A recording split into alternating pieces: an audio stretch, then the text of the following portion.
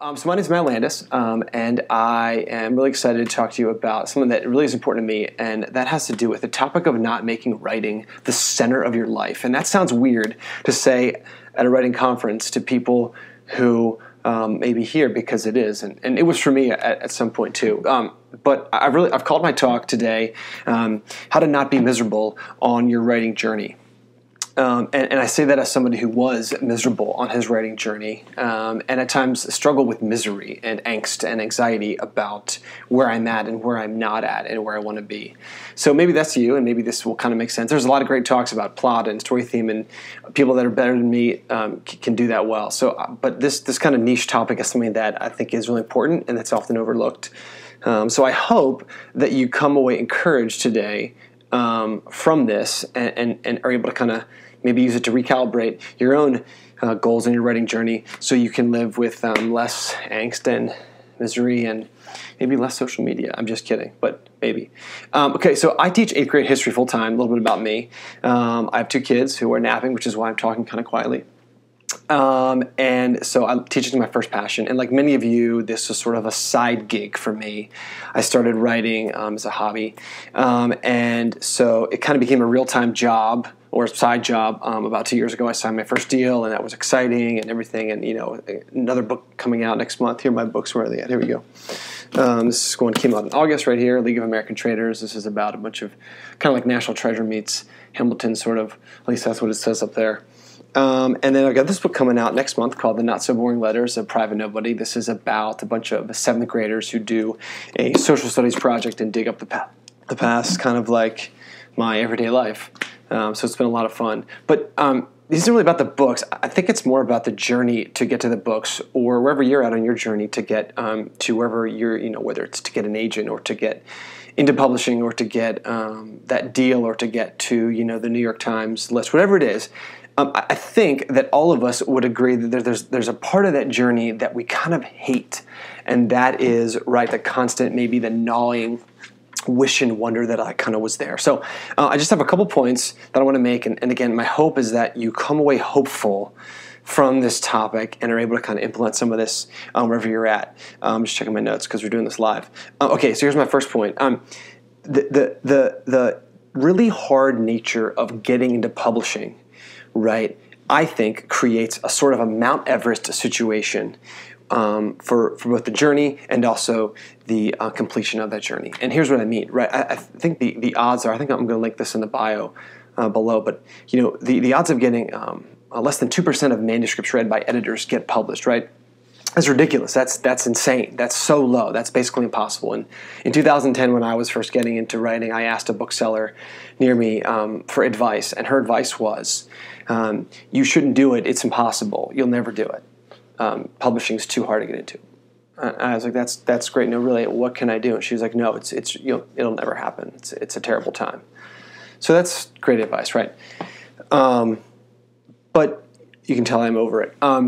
But you know, that nature of the difficult, you know, climb creates a situation where it kind of becomes your everything, right? Mount Everest is freaking huge, and so I think writing can become that in our lives. And so the journey to climb that kind of becomes all-consuming. There's this really cool and kind of random but really esoteric cultural anthropologist from the 70s, a guy named Ernest Becker, and he wrote this Pulitzer Prize-winning book called The Denial of Death. And I'm going to link to that too. And he makes this really interesting statement about what he calls the cosmic significance, which is that thing which we place our entire self onto, and it becomes our everything. And he uses an example, you know, a spouse or a partner, right? Somebody you're married to, who you want them to be your everything, but they will let you down, right? Because they're human. And his point is that they were never meant to bear that burden of your cosmic significance. And I think that writing can become that, or at least it was for me, as I went from my journey to just becoming a writer at night and to walking the process of becoming agented. And the problem with that is that creates a constant state of not yet. And that not yet often leads to misery and angst and anxiety and worry and distraughtness over not having and longing for. And that's a problem, I think, because it really kind of sucks you out from regular living. You begin to lose value in the things that you once loved. Again, speaking about my experience, I love my job and I love my wife, and we didn't have kids yet when I was kind of on this journey, but those things began to lose their luster because this one thing, my identity, had become to be built around writing and getting agented and getting into a publishing deal. And I don't think that's good because it sort of creates this cycle wherein things that really do have good value become lost, and we begin to chase this. We define ourselves by this one thing. Again, don't mishear me. Writing is a great journey, and I want you to keep going. But the nature of the industry creates this sort of all or nothing. It's so hard and I gotta get in. And that longing to get in and not getting in can make writing, I think, become your cosmic significance. At least it did for me. And it wasn't healthy. I remember actually not 2 feet from here where I'm filming this, I had another round of agent rejections. This was in 2015. And my wife, she was pregnant at the time. Our daughter was due in about 2 months. And I said, screw it, I'm just going to self-publish. And not that there's anything wrong with self-publishing, but my book was not in the shape to self-publish. And she counseled me against that. And I was so distraught. And she's like, really? We're going to have a baby in 2 months. Are you ready to market a book, to get all this stuff? And I wasn't. It was a terrible idea. But because it had become the center of my sort of significance, getting this thing, and maybe you didn't notice that outwardly, but inwardly you might have, it sort of became a problem. And it was losing value from things that brought me true life and sort of living, along with all that great anxiety. Side note, social media is going to make this worse. At least it did for me. Social media, I often find, increases angst and worry. Again, I'll link in the bio. I did a social media fast a year ago with a buddy of mine, Dave Connis, and we kind of both experienced different aspects of it, and I wrote about it in a blog post. But I would recommend that. Think about a social media fast to sort of remove yourself from sort of these things that can lead to some of that angst. Anyway, okay, so that brings my second point, right? So you're climbing this mountain, right, this Mount Everest, and you're sort of experiencing some angst, and then you get there, right?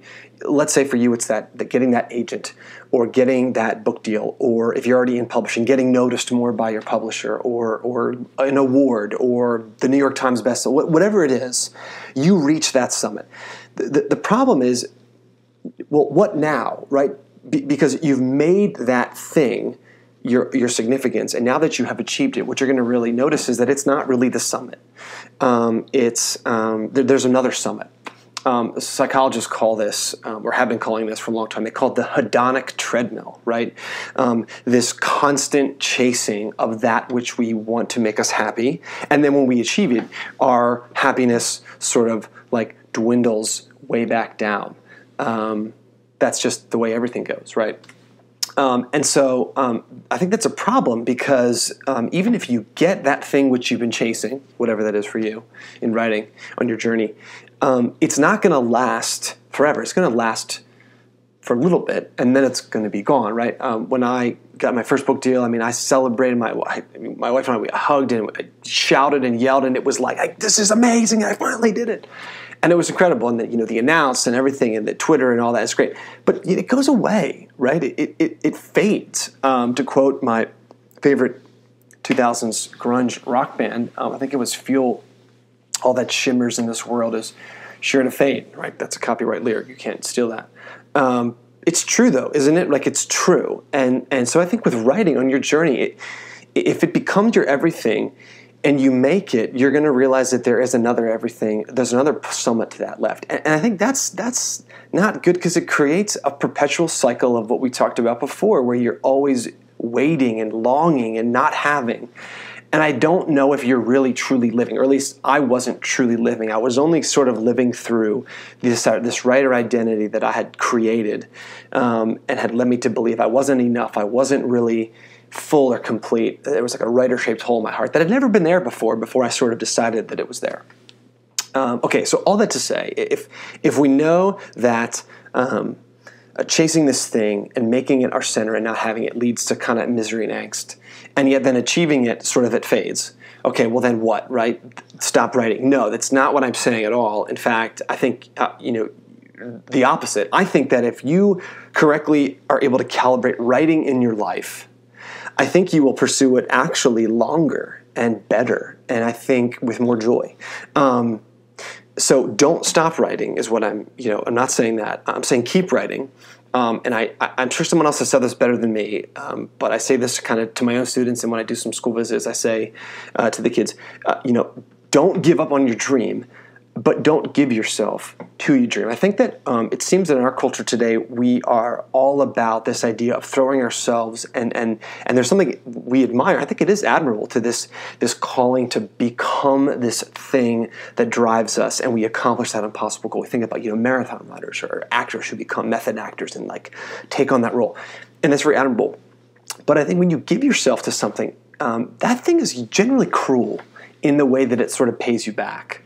And I think it can bring, like I said, a lot of that angst and misery and lack of fulfillment for long term. So, again, my third point is don't stop writing, but don't make writing, don't make your writing the center plot of your life. That's a writing pun, and you can use it. Not because I don't want you to accomplish your goal, but I wonder if we as writers would be more fulfilled if we weren't so dependent upon the success, whatever that is defined for us as, we see it. So that's just, some of my advice. It's of course, my opinions from what I've experienced in my own life. Writing with most of us I know have side jobs or full-time jobs. This is sort of a side gig for us. Some of us it's full-time. But I hope that you walk away a little more hopeful, less angsty. Again, I wish someone had told me this, 5 years ago, to do this or watch out for this. And let me end again. I'm not trying to rag on social media too much. I think everything in moderation is fine.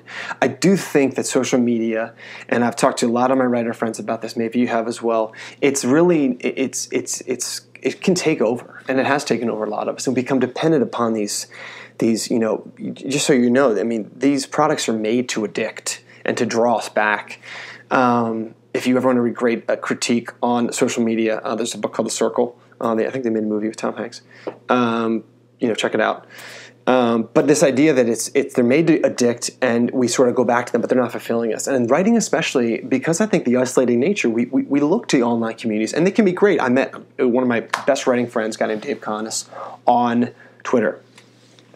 I think it's the only good thing that's come from Twitter for me. It's a lot of, the pull to go look when you post, or people like me, or this or that. And I think for many of us, it can sort of create... It can, I guess, stir the angst a little bit more rather than kind of pacify it. So maybe do a fast. Maybe do a 48-hour social media fast. I do it with my students sometimes, and we kind of talk about what that's like, and how hard it was and why, and things like that. And maybe just check your gauge. How is that helping you on your journey? Be less angsty or miserable. So again, thanks for listening. I know I'm coming up against my time. I've got about 30 seconds.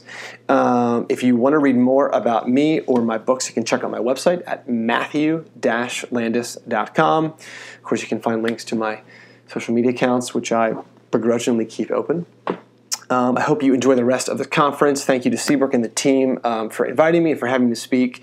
Again, my book, The Not So Boring Letters of Private Nobody, comes out in actually 3 days, I think, from this conference airing, Tuesday the 13th. Check it out, middle grade contemporary fiction about some kids doing some hilarious history work with all the awkwardnesses of middle school. Thanks for watching, and again, I hope that you come away encouraged, and best of luck on your writing journey.